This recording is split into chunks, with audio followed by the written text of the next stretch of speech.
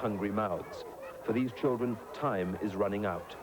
If they're not fed and strengthened quickly, they die, victims of run-of-the-mill ailments like measles and diarrhea. The death toll at Coram camp has dropped by more than half since our first reports helped prompt the emergency aid program. The death rate now is just over 1 an hour. The makeshift hospital is packed with families having to share a bed, which is no more than a patch of bare earth. Many are suffering from pneumonia. They sit all day huddled in blankets, coughing and shivering. The United Nations Secretary-General, Mr. de Cuellar, toured the hospital hardly saying a word. The impact of all this leaves most people stunned. Mr. de Cuellar did say later that he was impressed by the dignity of the drought's victims. He acknowledged that the rest of the world should have done more to prevent this disaster. After seeing the camp's 150 orphans, he said it was now his duty to inspire the international community to do more. Camp officials say they now have enough food to feed most people in the camp, but not all. They still need all the help they can get. Philip Hayton of the BBC reporting from Coram, Ethiopia. A tense year-long standoff between thousands of French and Libyan troops.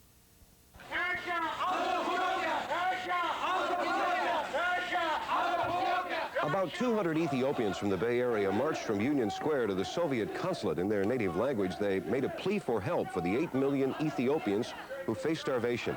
That nation has been faced with years of drought and famine, and today's marchers say it is now a matter of survival. They hope their efforts today will get people to contribute food and medicine to their countrymen. Politics and mountain climbing. National aid, the death rate at a relief camp where 40,000 starving Ethiopians have gathered, is said to have been cut in half. Philip Hayton of the BBC has the latest on the story. Everywhere you look at Coram camp, there are still children with hunger in their eyes. But there is plenty of reassuring evidence that the food aid is getting through and is being used effectively.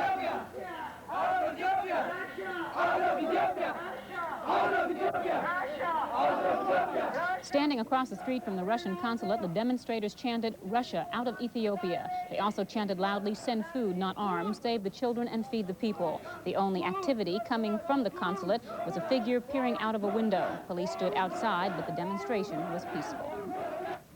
Sports is next. They mean more U.S. food for those starving people. Peter Kent reports. It doesn't take long for a visitor to realize the immensity of the Ethiopian crisis, or to find that emergency food shipments are still reaching only a relatively small number of the country's starving millions. Congressman Hall came face to face with that terrible reality when he visited a feeding center run by the American-based voluntary agency World Vision. Dr. Tony Atkins told Hall there is just not enough food and medicine in the emergency pipeline. What we really urgently need here is food, lots more food. We have thousands of people gathered outside this feeding center who have barely enough food to stay alive. Right now, we only have enough food to feed those who otherwise will die very soon. If Congressman Hall needed any further evidence of how much more assistance is needed, he found it at the sprawling camp at Coram. Tens of thousands of sick and starving people are now being cared for, but hundreds more arrive to register every day. Tony Hall says the American people must be told that whatever they have given, personally or through official government aid, it must be considered only a beginning. Americans respond very well. They are very generous, very compassionate people. But if the media shifts elsewhere because of a crisis, I'm a little bit afraid if we go from crisis to crisis that in fact these people could be forgotten. And we're not talking hundreds of thousands, we're talking millions of people. And we're talking thousands that are dying every day. Hall will return to Washington this week. These people can't wait, he says, for Congress to reconvene to pass broader aid legislation. He plans to urge President Reagan to authorize more help immediately. Peter Kent, NBC News, Coram, Ethiopia. The Israeli government today rejected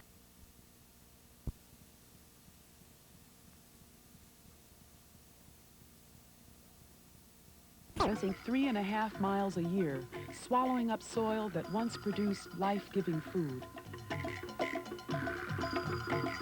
This is Zombe. Deep in the bush of eastern Kenya, it's been over 2 years since the last rain. Rivers are dry, crops are gone, people are quietly desperate. Gideon Mbuka helps to coordinate famine relief here. I would say the situation at Zombe is desperate. We have many people starving today. The assistance we are so far getting is not enough. We need some more. Because if the situation continues like that, many people may die. And if there was any time we needed help for these people, it's now. Africa is indeed a continent in crisis, but it's a quiet crisis, as silent as death itself. And what about the children? Starvation, malnutrition, and diseases will kill some 15 million children this year alone. For each one who dies, there will be 6 who face the prospect of hunger and bad health the rest of their lives. Right now, in Africa alone, 20 million needy children are suffering from severe malnutrition and life-threatening diseases. Behind the continent in crisis are children in crisis.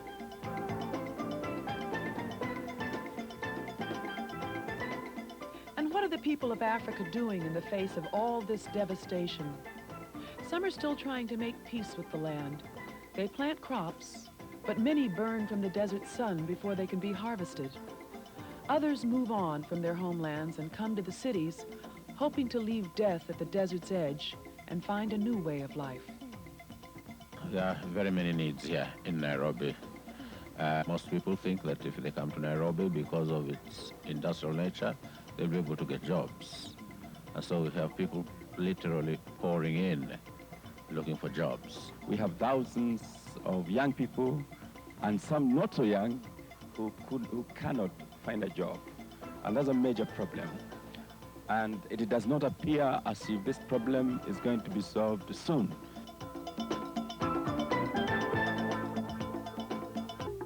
So who will provide the solution? If Africa cannot do it alone, what role do we play in finding answers? Some might even question why the United States should take a leadership role in aiding Africa while thousands of Americans, perhaps millions, still go to bed hungry. In spite of these legitimate concerns, economic statistics tell a different story. 25% of the world's population lives in developed countries like the United States. Countries like ours control 90% of all income. They consume 50% of the world's grain and feed another 25% to their animals. But this year in Africa, the United Nations estimates that 5 million children will starve to death.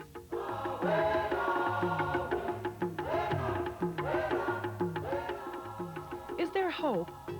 Can these millions be helped? Where does one begin? Perhaps in the tragedy itself, we can find the answer. Numbers do not die, people do, one at a time. Throughout history, hope has come in much the same way. It has come through people. People who will care one at a time. People like you. When we come back, we'll talk to an ABC reporter whose life has changed because of the African drought. Stay with us.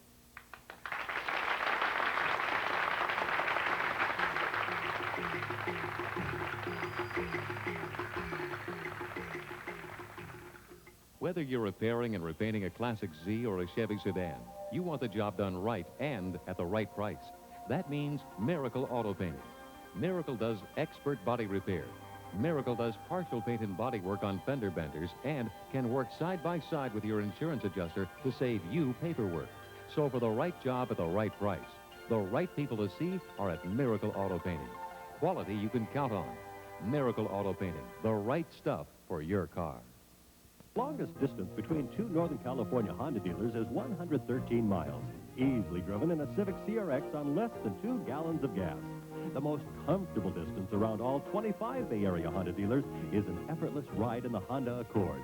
From north to south, east to west, try the rapid transit of the Prelude. The fast lane has never been more fun. Honda makes it simple. Your Northern California Honda dealers, complete service keeps it simple.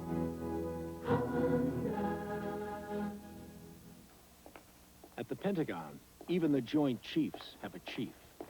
He's General John Vesey, this nation's top military leader. a man who could influence the course of history. But on one day, General Vesey's opinion will carry no more weight than your opinion. The day you get to choose his boss, the President of the United States. So don't miss it. Vote. It's what makes Americans equal. I grew up on the Beatles, Hendrix, and The Who. Today, I'm a K-fogger. Feel it. Ow, it's AM in the morning. This is Scoop Nisker reminding you, if you don't like the news, go out and make some of your own. Now here's your host for 10 at 10, Dave Morey. I want a new drug for this psychedelic supper. Sky Daniels on the home of quality rock and roll. K-Fog. You have a remarkable mouth. K-Fog is a remarkable radio station. That's why I'm a K-fogger.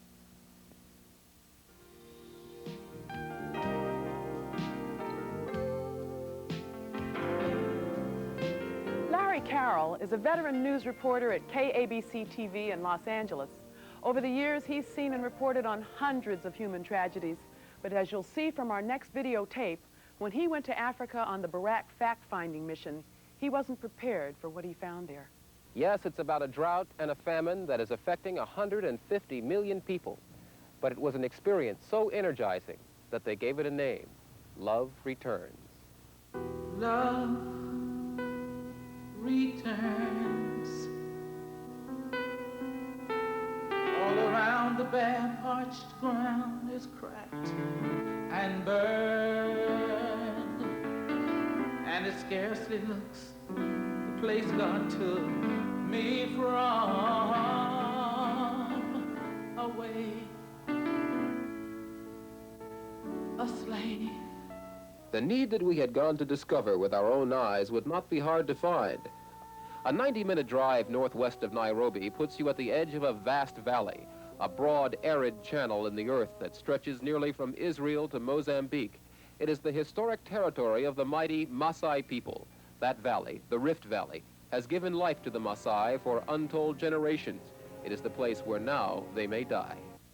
Ken Tracy is in charge of World Vision relief operations in Senegal. I think that to help the area to become more self-sufficient and more able to handle crises like this is going to take a lot of development in the rural areas and with the rural communities. We're going to have people coming along to help us that have specialized expertise in health and nutrition, in agriculture, in water resource development, and so on. We don't need people to dig the wells. We need people to tell other people where to dig the wells.